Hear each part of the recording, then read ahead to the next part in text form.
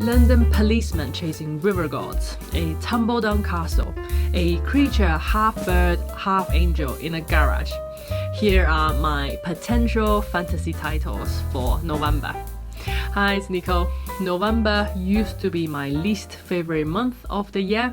It's wet, cold and dark, but not yet Christmas. So I make up for it by reading fantasy novels, and last November was a wild ride and I've been looking forward to it again this year. Some of these books are standalone stories and some are a part of a series. First of all, for Shakespeare this month, I'm going to read A Midsummer Night's Dream, which I guess you can categorize as a fantasy, a work of fantasy. I have this Folger edition and I'm very excited to try Folger edition out for the first time. In one of my previous videos, I compared 6 different editions of Shakespeare's works, and one thing I liked about the Folger edition is the extremely short introduction. So in this one, there is a 2-page article, and in it, the editor gives the gist of the story in very broad brush strokes, and judging by it, it's about desire and the terrible power of love, and it also sounds very busy and complicated like many Shakespeare's plays usually are, with 4 pairs of lovers and a play within the play. I can't wait to get to this. Skellig is the title and the spotlight for November. It's written by David Almond and published in 1998. David Almond is a children's book writer local to the northeast of England where I live. He is a Catholic from a working class background. A lot of his stories are set in the places where he's from and about people who he's familiar with, and that means a lot of the time the characters are people or children from a relatively deprived area. There's an interview of him from a few years ago at Durham Book Festival on YouTube. You can watch if you're interested.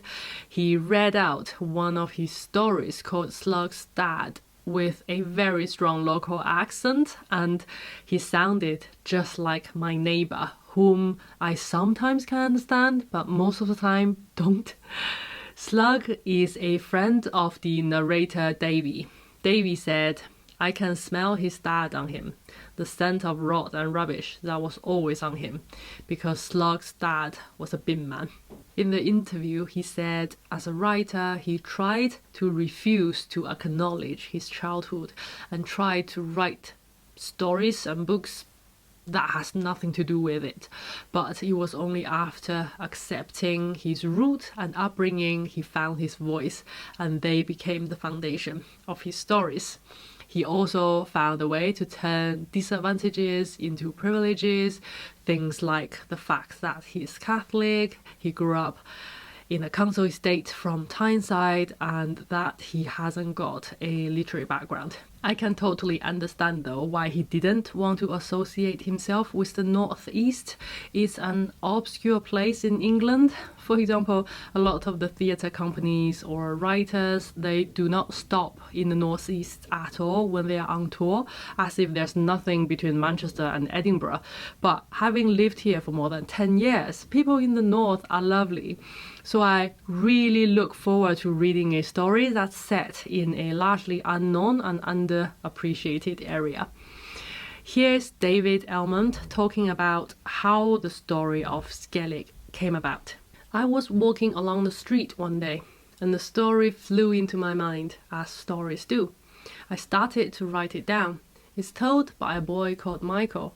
He's moved across town with his parents to an old house that needs to be renovated. Just as they move in, Michael's baby sister is born. She is premature and she is seriously ill. Michael is fed up and frightened.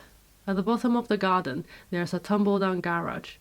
Michael is told not to go into it. It's far too dangerous. Of course, he goes in there.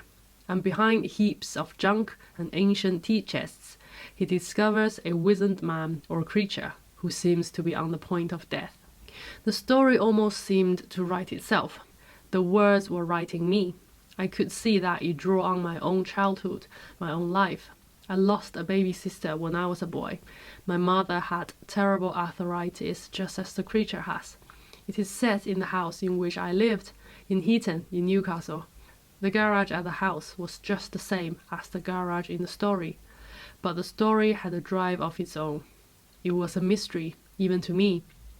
I had to explore just as the characters explored. The story grew. Michael discovers a new friend, the bird-loving, school-hating, imaginative Mina. I didn't plan for Mina to appear, but for me, she is the most important character in the tale. The story kept on growing, coming to life. I didn't really plan any of it.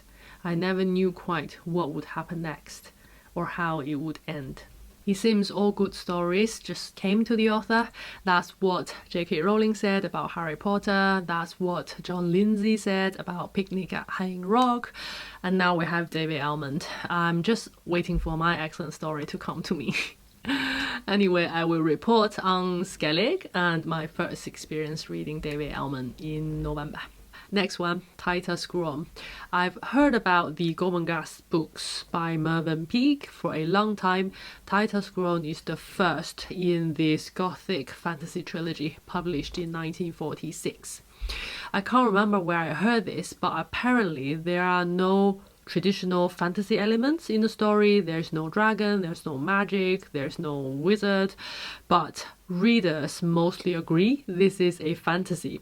I don't know if that's the case for sure because I haven't read it, but I find that idea quite interesting. What is a fantasy? What makes a story fantasy? Why readers instinctively recognize and agree this is a fantasy when they see one. I'd love to think more about that while reading this book. Like Skellig, the author is one of the main reasons why I want to read this book. Mervyn Peake was born in 1911 in a mountainous village in China by British missionary parents, and they lived there for 11 years. I'm really curious how the geography, the language, and the culture of a non-native country makes an impact on the author and his novel, and especially a fantasy novel. I don't know anything about the story itself, and I'd like to keep it that way, except I heard it's excellent and it's set in a huge castle that is built over a very long period of time by the same family. Rivers of London by Ben Aronovich, published in 2011, is the first in this series, and I thoroughly enjoyed it. It's a urban fantasy with a policeman as the protagonist, or you can also describe it as a crime thriller with supernatural elements to it. After encountering with a ghost as the only eyewitness of a crime, young police officer Peter Grant becomes the first apprentice to wizard and Inspector Thomas Nightingale, the last of his kind, and to the Folly, a police unit dealing with supernatural crimes. He has some of the best opening paragraphs. It's not a pretty scene, it's very realistic and atmospheric. It actually reads like a Benedict Cumberbatch Sherlock scene. London can be pretty disgusting in the dark alley at night, so the urban setting with familiar London street names and 21st century urban problems gives it a very fresh feel, especially if your normal fantasy setting is like a countryside or a castle. I read it a long time ago and I can't even remember what form the magic takes, but I do remember I liked very much the sense of integrity and wholesomeness to the story and the protagonist. I would like to read the second book in the series called Moon Over Soho in November. It was published in the same year as the first book in 2011, and it's in the same urban fantasy crime thriller category with a theme of jazz music. When I was preparing for this video, I wondered why there wasn't a TV series, because it would make such good shows, but there is. Internet shows me news from July this year that Rivers of London are being adapted to a TV series. Apparently, Ben Aronovich, the author, began his career as a screenwriter on Doctor Who. No wonder the words play out in my head fully fledged as images quite effortlessly. I hope they cast fitting actors and make good use of the material. The next title is On the Edge of the Dark Sea of Darkness, published in 2008. This is the first book of the Wing Feather Saga, a fantasy series for children by Andrew Peterson. I like his songs and I liked his memoir Adorning the Dark, but I've tried this one a few times now, and last time I stopped at chapter 6. Bookmark is still in there. But I was told it will get better, so I'll give it another try. I think it's about 3 young siblings' adventure. From the bits and pieces I heard, somebody died and somebody got to ride on a dragon. I think he's the little sister, but we will see. I've been rereading the Harry Potter series since February this year, and the next one is Harry Potter and the Half-Blood Prince. I reserved the audiobook from my local library and it should be available from the 15th of November. So 15 days is more than enough to finish it. The problem of reading or listening to Harry Potter is always I consume too much in one go and feel a bit sick at the end. Thunderhead by Neil Shusterman is the second book in the Arc of a Scythe series, published in 2018. I know it's a science fiction and not fantasy strictly speaking, but then what's the definition of sci-fi and where is the line between sci-fi and fantasy? The first one, Scythe, I read it. It's an excellent story for a young adult. The fictional world, the world building, felt so real, so logical and convincing. I was a bit worried giving it to a young person because it might cause damage. For example, in the world of Scythe, death by diseases, aging or accidents does not exist anymore. You can't commit suicide. So at one point, one character jumped off a skyscraper to get out of a tight corner, and it was quite a smart move. But as soon as I closed the book and I thought, my goodness, I must remember that's not the case in real life. But when you were reading it, it felt so real. The setup of the story is very interesting. There's no death by accidents or illness, so people usually live on forever. But people still have to die in order to control the population. So it's the job of the Scythe to choose and remove a certain number of lives every year. So our 2 young protagonists are freshly chosen to be Scythe apprentices. They have to learn the art and science of gleaning, meaning killing, and deal with kind or evil masters and fight the corruption of the world of Scythe that holds so much power. Thunderhead is the second book in the series, and from the first one we learned that Thunderhead is this supercomputer that watches absolutely everyone, everywhere, all the time and keeps the world in order. But the author, very interestingly, turns the evil stereotype of omnipresent technology upside down. Unlike our tech companies, whom I shall not name, who collect our data and internet habits to take advantage of our attention, our time and money, Thunderhead is completely different, to my pleasant surprise. So given the title, I reckon we'll get to know Thunderhead a bit more in this second book. I read the first 2 books in the Broken Earth trilogy by N.K. Jemisin, and I really should finish it off by reading the third one in the series, The Stone Sky, published in 2017. Everyone seems to love it, and it's one of the rare cases that all 3 books in the series won Hugo Award. But I didn't get on with the first 2 books very well.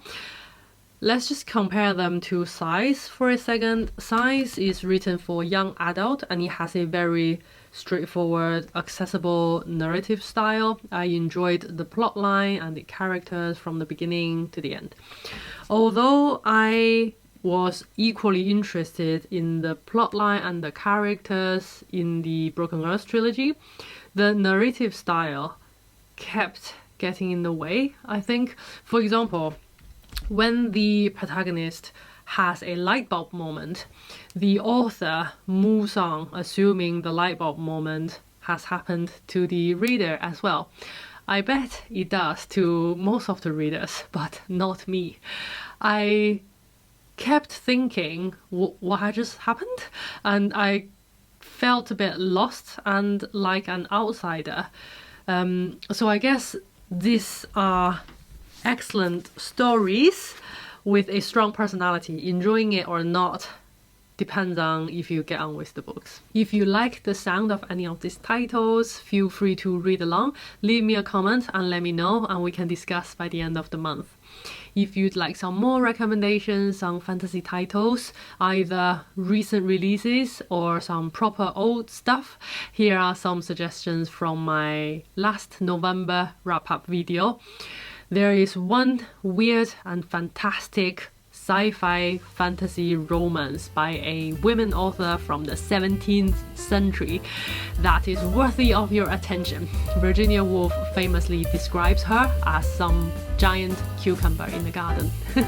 I hope you find something you like there as well. That's all for today. Thank you for watching. I will see you in my next one.